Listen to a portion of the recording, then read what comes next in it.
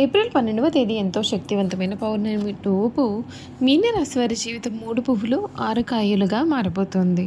తరతరాలుగా వీరిని వెంటాడుతున్న శత్రువు దొరికేశాడు. గత జన్మలో చేసుకున్న పుణ్యమో ఏమో కానీ మీనరాశి వారి జీవితంలో ఈ సమయంలో ఏ విధమైన మార్పులు జరగబోతూ ఉన్నాయి, వీరి జీవితం ఏ విధంగా ఉండబోతోంది, వీరికి ఏ విధమైన అఖండ రాజయోగం వీరి జీవితంలో కలగబోతుంది, అన్ని విషయాలు కూడా మనమైతే ఇప్పుడు క్లియర్గా ఈ వీడియో ద్వారా తెలుసుకుందామండి. శ్రీ కోయదేవతల జ్యోతిష్యాలయం ఫోన్ ద్వారా జ్యోతిష్యం చెప్పబడును. కాశీ అఘోరాల వద్ద వాక్సిద్ధి మంత్రసిద్ధి పొందిన వంశపారంపర్య జ్యోతిష్యులు లక్ష్మణ్ రాజు గారు మీ సమస్యలైన ధనం నిలకడ లేకపోవటం, వ్యాపార సమస్యలు, వివాహం ఆలస్యం, ప్రేమ, సంతానం, భార్యాభర్తల సమస్యలు, శత్రుదోషం, పీడకలలు, వంశవృద్ధి లేకున్నా, ఆరోగ్య మానసిక సమస్యలు ఉన్నా మీ పేరు జాతకాన్ని బట్టి ఫోటో చూసి అద్భుతమైన జ్యోతిష్యం చెప్పగలరు. మంత్ర ప్రయోగాలున్నా, పూర్వీకుల దోషాలున్నా, స్త్రీ శాపాలున్నా, దిష్టి తీసిన నిమ్మకాయలు తొక్కి బాధపడేవారికి కనుదిష్టి ప్రభావం, చేతబడి, బాణామతి వంటి ఇతర ప్రయోగాలకు శక్తి పూజలు చేయబడును. మీకు ఎటువంటి సమస్యలు ఉన్నా 100% గ్యారంటీగా పరిష్కారం. ధన వశీకరణ, జన వశీకరణ, భార్యాభర్తల వశీకరణ, ప్రేమ వశీకరణ చేయబడును. దూర ప్రాంతాల వారికి ఫోన్ ద్వారా జ్యోతిష్యం చెప్పబడును. మీరెక్కడెక్కడో జ్యోతిష్యం చెప్పించుకుని నిరాశ చెంది ఉంటే ఒక్కసారి ఈ గురువుగారిని సంప్రదించి పరిష్కార మార్గం పొందండి. శ్రీ కోయదేవతల జ్యోతిష్యాలయం ఫోన్ ద్వారా జ్యోతిష్యం చెప్పబడును. ఎటువంటి సమస్యకైనా ఫోన్లోనే పరిష్కారం చూపబడును. అంతకన్నా ముందు మీలో ఎవరైనా కొత్తగా కనుక మన ఛానల్ని చూస్తున్నట్లయితే తప్పకుండా వీడియోని లైక్ చేయండి. తప్పకుండా మన ఛానల్ని సబ్స్క్రైబ్ చేసుకోవడం మర్చిపోకండి. సబ్స్క్రైబ్ చేసుకోవడంతో పాటుగా పక్కనే ఉన్న బెల్ ఐకాన్లో ఆల్ని ట్యాప్ చేయండి. ఈ విధంగా చేయడం ద్వారా మేము పెట్టే ప్రతి వీడియో కూడా మీకు నోటిఫికేషన్ రూపంలో కనిపిస్తుంది. మీరు మిస్ కాకుండా మన వీడియోని చూడగలుగుతారు. ఇక వీడియోలోకి వెళ్ళిపోయి మీనరాశి వారి గురించి క్లియర్గా తెలుసుకుందాం. మీనరాశి వారికి సమయం చాలా బాగుంటుందనే చెప్పాలి. బలమైన ప్రయత్నాలన్నీ కూడా ఫలిస్తాయి. కర్మసిద్ధి మీకు సహకరిస్తుంది. ధైర్యంతో చేపట్టిన పనులలో విజయం సాధిస్తారు. విజయవంతం అవుతారు కూడా. సమయానికి విశ్రాంతి తీసుకోవడం తప్పనిసరి. శ్రీ వెంకటేశ్వర దర్శనం మీకు శుభప్రదం. ముఖ్యమైన వ్యవహారాలలో కొంచెం జాగ్రత్తగా ముందుకు సాగితే మేలు. విజయానికి ఆటంకం కలగకుండా చూసుకోవాలి. ఆత్మవిశ్వాసం తగ్గకుండా చూసుకుంటే మేలు. అనుభవజ్ఞుల సలహాలు మీకు ఎంతగానో మేలును కలిగిస్తాయి. ఉత్సాహంగా పనిచేయాలి. వృత్తి ఉద్యోగ రంగాల్లో మీ పైవారితో కొంచెం జాగ్రత్తగా వ్యవహరించాలి. కొత్త కోణంలో ఆలోచించి వ్యాపారంలో ఆర్థిక అభివృద్ధి సాధిస్తారు. స్థిరాస్తికి సంబంధించిన విషయాలు అనుకూలిస్తాయి. మన పక్కనే ఉండి ఇబ్బందులు పెట్టేవారు ఉన్నారు కనుక జాగ్రత్త. ఆరోగ్యాన్ని కాపాడుకోవాలి. కొన్ని సందర్భాల్లో ముక్కుసూటిగా వ్యవహరించడం మేలు. ఇష్టదేవత ఆరాధన మీకు అన్ని విధాలుగా కూడా శుభప్రదమైన ఫలితాలను అయితే అందిస్తుందని చెప్పడంలో కూడా సందేహం లేదండి. ఈ మీనరాశికి సంబంధించినటువంటి వారికి ఏప్రిల్ నెల వీరి జీవితంలో చాలా చక్కటి మార్పులు అయితే మీరు చూస్తారు. మీ జీవితం మునిపెన్నడూ కూడా చూడని విధంగా మారబోతుంది. ఎప్పటి నుండో కూడా వీరిని వెంటాడుతున్న శత్రువు కూడా ఈ సమయంలో మీకు దొరికేస్తాడు. ఈ సమయం మిశ్రమ ఫలితం అయితే ఉంటుంది మరియు ప్రతికూల ఫలితాలతో పోల్చినట్లయితే సానుకూల ఫలితాలు అయితే అధికంగా ఉంటాయి.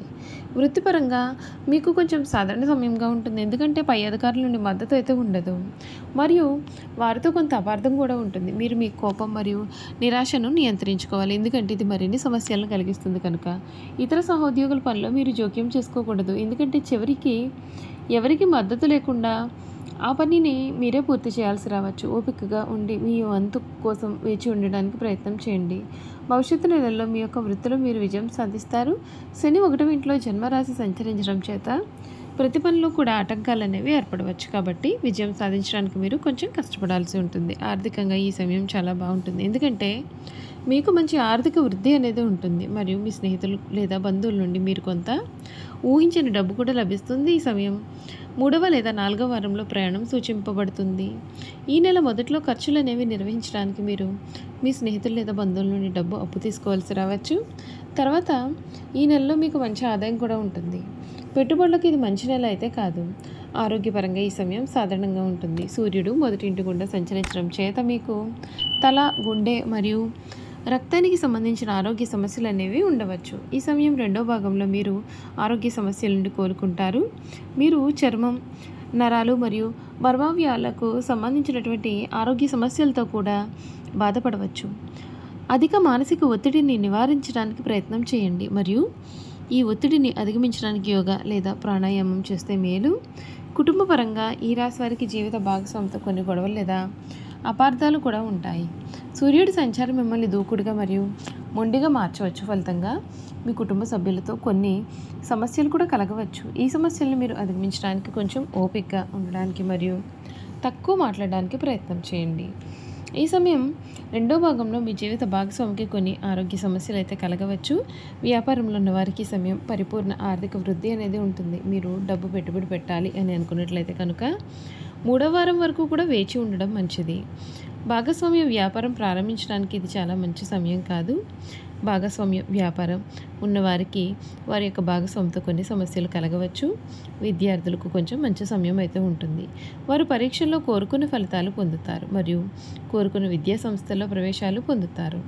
నీచబుధుడు ఆసక్తి మరియు ఏకాగ్రత లోపాన్ని కలిగించవచ్చు కాబట్టి మొదటి 2 వారాల్లో కూడా వారు తమ యొక్క చదువులో విషయంలో కొంచెం జాగ్రత్తగా ఉండాలి. చివరి 2 వారాలు కూడా వారికి చాలా బాగుంటాయి అని చెప్పడంలో సందేహం లేదండి.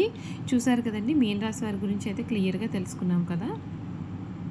ఇక వీరి గుణగణాలు, వీరు చేయాల్సిన జాతకపరమైన పరిహారాలు కూడా ఏ విధంగా ఉండబోతూ ఉన్నాయి ఇప్పుడైతే మనం తెలుసుకుందాం. మీన రాశికి సంబంధించినటువంటి వారికి విశ్రాంతి చాలా అవసరం. విశ్రాంతి లేకపోతే వీరు ఏ పనులను సమర్థవంతంగా నిర్వహించలేరు.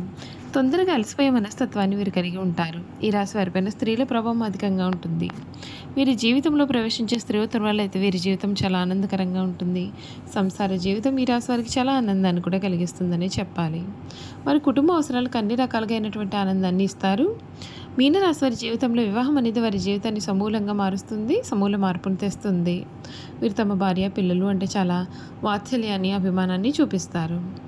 మీనరాశి వారికి శారీరక అనారోగ్యం కన్నా కూడా మానసిక అనారోగ్యం అధికంగా ఉంటుంది. అనేక విషయాల్లో వీరు మానసికంగా ఆందోళన చెందుతారు. శారీరకంగా చాలా దృఢంగా ఉన్నప్పటికీ పనులు చేయడంలో వీరు కంగారు పడుతూ ఉంటారు. పనులను ఎక్కువగా చేయడం వలన వీరు అతివేగంగా చేయడం వలన తొందరగా అలసిపోతూ ఉంటారు.